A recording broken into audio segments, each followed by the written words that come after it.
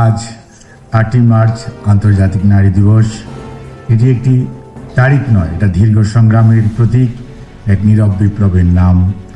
মাননীয় প্রধান অতিথি গণপ্রজাতন্ত্রী বাংলাদেশের মহামান্য রাষ্ট্রপতি জনাব শাহাবুদ্দিন, বিভিন্ন মন্ত্রণালয়ের দায়িত্বপ্রাপ্ত মন্ত্রী এবং সংসদ সদস্যগণ এবং সেই সাথে উপস্থিত জিয়া পরিবারের দেশনেত্রী বেগম খালেদা জিয়ার বড় বোন মিস সেলিনা ইসলাম এবং জিয়া পরিবার থেকে এখন উপস্থিত মরহুম আরাফাত রহমান ককুর সহধর্মিণী সৈয়দা শামেলা রহমান এবং মাননীয় প্রধানমন্ত্রীর সুযোগ্য সন্তান ব্যারিস্টার জাইমা রহমান সহ সিনিয়র সচিববৃন্দ, কূটনীতিকবৃন্দ, বিশিষ্ট নারী নেতৃবৃন্দ এবং অদম্য নারী পুরস্কারে ভূষিত নারীবৃন্দ এবং প্রিন্ট ইলেকট্রনিক মিডিয়ার সাংবাদিকগণ, সম্মানিত সুধীমণ্ডলী, আসসালামু আলাইকুম। বক্তব্যের শুরুতেই আমি বাংলাদেশের মহান স্বাধীনতা যুদ্ধের সকল শহীদ, বীর মুক্তিযোদ্ধা, বীরাঙ্গনাদের অবদান এবং 17 বছরের গণতন্ত্র পুনরুদ্ধারের লড়াই এবং সর্বশেষ 24শে জুলাই এবং আগস্টে ছাত্র গণ অভ্যুত্থানের যোদ্ধাদেরকে গভীর শ্রদ্ধার সঙ্গে স্মরণ করি। আমি শ্রদ্ধার সঙ্গে স্মরণ করছি স্বাধীনতার ঘোষক শহীদ রাষ্ট্রপতি জিয়াউর রহমান বীর উত্তমকে এবং সদ্য প্রয়াত 3বারের সাবেক সফল প্রধানমন্ত্রী দেশনেত্রী বেগম খালেদা জিয়াকে, যিনি নারীর শিক্ষা, আর্থসামাজিক উন্নয়ন, রাজনৈতিক ক্ষমতায়ন এবং গণতন্ত্রের অগ্রযাত্রায় এক উজ্জ্বল নক্ষত্র। সম্মানিত সুধী, আমাদের সমাজের 50.8 নারী। তারা আমাদের শক্তি, মেধা, স্বপ্নের অন্যতম অংশীদার। পৃথিবীর অন্যান্য দেশের মতো এবারও বাংলাদেশে সরকারি বেসরকারি পর্যায়ে নানা আয়োজনের মধ্য দিয়ে 8ই মার্চ আন্তর্জাতিক নারী দিবস পালিত হচ্ছে। নারীদের ন্যায্য অধিকার আদায়ের দীর্ঘ পথ পরিক্রমায় এই দিন বিশ্বের সকল নারীকে জানাই আন্তরিক শুভেচ্ছা, অভিনন্দন।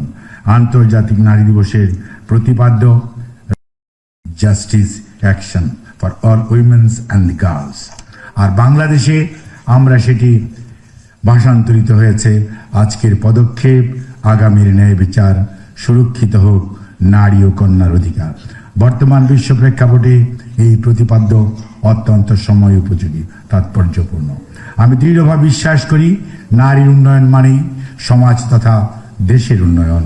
নারীর নিরাপত্তা, শিক্ষা, আত্মমর্যাদা নিশ্চিত না হলে টেকসই অগ্রগতি সম্ভব নয়। সে লক্ষ্যেই সকল ক্ষেত্রে নারীর ইতিবাচক পরিবর্তনের জন্য কাজ করতে হবে।